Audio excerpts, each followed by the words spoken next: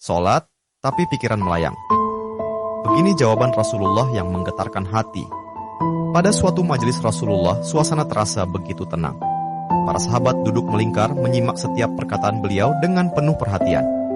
Namun, di antara mereka, ada seorang sahabat yang tampak gelisah. Jemarinya saling menggenggam, matanya menunduk, dan napasnya terasa berat. Setelah beberapa saat ragu, ia akhirnya mengangkat wajah dan berkata dengan suara lirih, "Wahai Rasulullah, aku ingin bertanya, tetapi aku khawatir pertanyaanku ini akan membuatku semakin malu di hadapan Allah." Rasulullah pun tersenyum lembut, menatapnya penuh kasih sayang.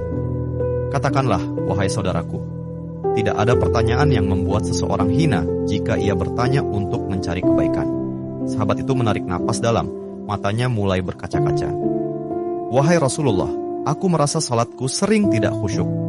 Kadang aku mengingat urusan dunia, kadang pikiranku melayang entah kemana. Aku takut salatku tidak diterima oleh Allah.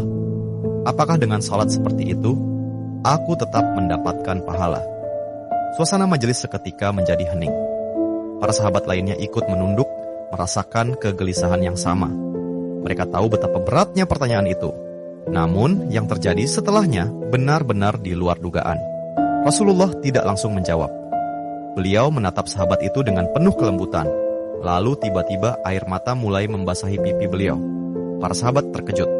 Mereka jarang melihat Rasulullah menangis dalam situasi seperti ini. Dengan suara bergetar, beliau berkata, "Demi zat yang jiwaku berada di tangannya, sungguh setan tidak akan pernah berhenti berusaha mencuri bagian dari sholat seorang hamba hingga ia teralihkan. Tetapi ketahuilah, Allah tetap melihat usahamu." Rasulullah menarik napas dalam, lalu melanjutkan, "Wahai saudaraku, jika engkau meninggalkan salat hanya karena takut tidak khusyuk, maka setan akan menang. Tetapi jika engkau tetap berusaha salat meski pikiranmu teralihkan, ketahuilah bahwa setiap kali engkau berusaha kembali kepada Allah dalam salatmu, saat itulah Allah menyambutmu." Mendengar itu, sahabat tersebut tak mampu menahan tangis. Begitu pula para sahabat lainnya. Kemudian Rasulullah melanjutkan dengan penuh kelembutan, "Bayangkan seorang ibu yang melihat anaknya berjalan ke arahnya, tetapi anak itu sering jatuh dan tersandung. Apakah sang ibu akan marah? Tidak. Ia justru akan berlari menghampirinya, mengangkatnya, dan mendekapnya erat. Itulah Allah. Ia lebih penyayang daripada seorang ibu kepada anaknya. Selama engkau terus kembali, Allah akan selalu menerimamu." Air mata mengalir di pipi sahabat itu.